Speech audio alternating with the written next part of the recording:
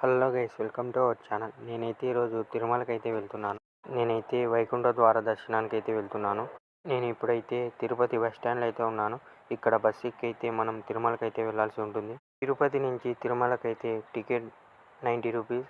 మనం పోవడానికి రానికి ఒకేసారి టికెట్ తీసుకున్నామనుకో 160 రూపీస్ అయితే పడుతుంది. టికెట్ అయితే తీసుకున్నాము. బస్సు కూడా కదిలింది ఇప్పుడే. మనం ఇప్పుడైతే అలిపిరి దగ్గరికి అయితే వచ్చాము. మనం ఇక్కడి నుంచే నడుచుకుంటూ కొండపైకి వెళ్ళాల్సి ఉంటుంది. ఇప్పుడైతే కోల్గేట్ దగ్గరికి అయితే వచ్చాము. ఇక్కడైతే అందరినీ బ్యాగులు మనుషుల్ని అయితే చెకింగ్ అయితే చేస్తారు. అందుకని అందరూ కిందకైతే దిగారు. మేము కూడా చెకింగ్కి అయితే వెళ్ళాము.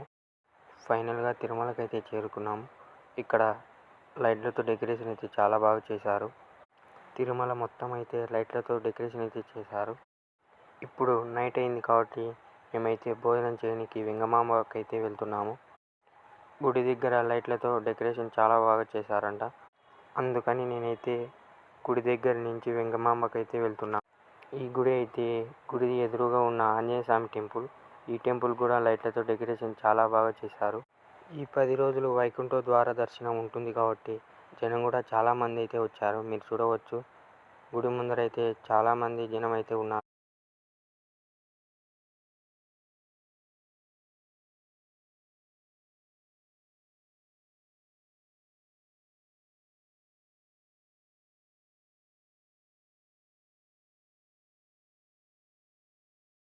గుడి ముందు ఉన్న గోపురానికి అయితే లైట్లతో డెకరేషన్ అయితే చాలా బాగా చేశారు.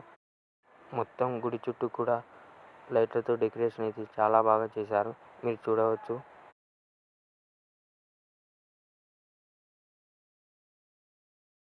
ఇక్కడ గుడి ముందర గుడి లాంటిది సెట్ అయితే వేశారు.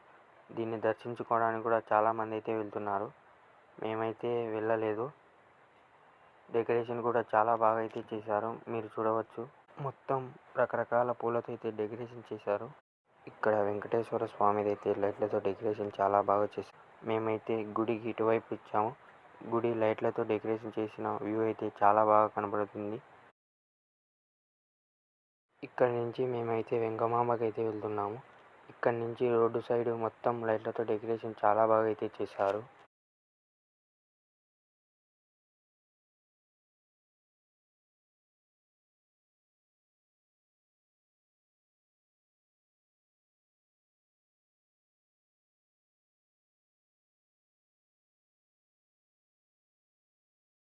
వెంగమాంబ దగ్గరికి అయితే వచ్చేసాము.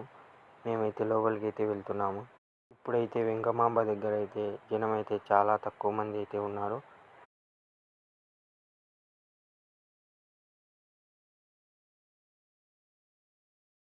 లోపలికి వెళ్ళగానే ఇలాంటి ఒక పెయింటింగ్ అయితే ఉంది. ఇదైతే చాలా బాగా అనిపించింది. మేమైతే లోపలికి అయితే వచ్చేసాము. ఇక్కడ ఆకు వేసి మాకైతే కూరలు కూడా వేశారు.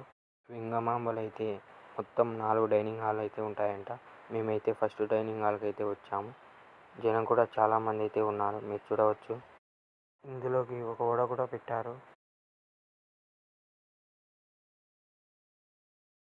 తర్వాత అన్నం సాంబార్ అయితే వేశారు. టేస్ట్ అయితే చాలా బాగుంది. మీరు ఎప్పుడన్నా తిరుమలకి వచ్చినప్పుడు వెంగమాంబలో తినింటే కామెంట్ అయితే చేయండి. ఇప్పుడు మేమైతే దర్శనానికి అయితే వెళ్తున్నాము. మేమైతే ఫ్రీ దర్శనానికి అయితే వెళ్తున్నాము. ఇక్కడి నుంచి మేమైతే క్యూ లైన్లోకి అయితే వెళ్ళాల్సి ఉంటుంది.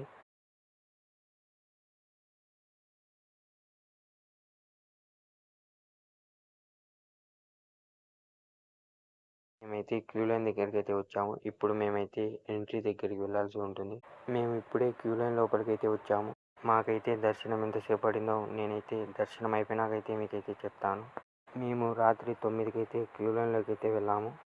మేము నిలబడిన క్యూ లైన్ నుంచి గుడి అయితే చాలా దూరంలో ఉంది. నేనైతే జూమ్ చేసి అయితే చూపిస్తాను, మీరు చూడండి.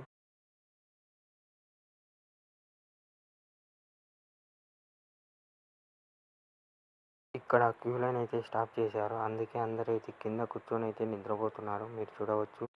ఫైనల్లీ దర్శనం అయితే అయిపోయింది. మేమైతే లోపలైతే మొబైల్ అయితే ఇచ్చాము. ఇక్కడ మొబైల్ తీసుకోనికి అయితే వచ్చాము. మాకు దర్శనం అయితే 14 గంటలు పట్టింది. ఇప్పుడైతే లడ్డు తీసుకోవడానికి అయితే వెళ్తున్నాము. జనం రాత్రి ఉన్నట్టే ఇప్పుడు కూడా చాలా ఎక్కువగా ఉన్నారు.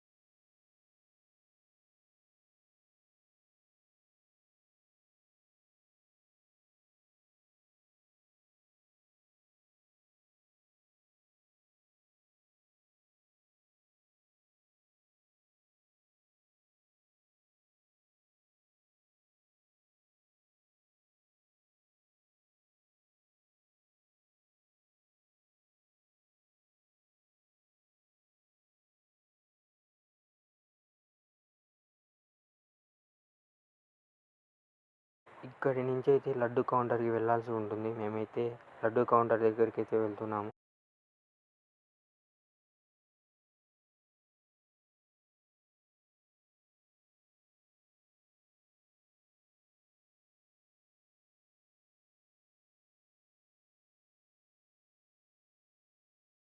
మేమైతే లడ్డు కౌంటర్ల దగ్గరికైతే వచ్చాము. ఇక్కడ చాలా కౌంటర్‌లయితే ఉన్నాయి.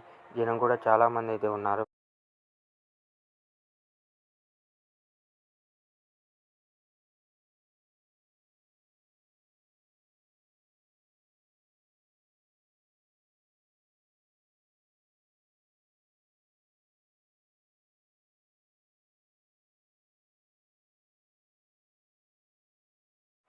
మేమైతే లడ్లయితే తీసుకున్నాము. ఇప్పుడు బస్ స్టాండ్ దగ్గరికైతే వచ్చాము.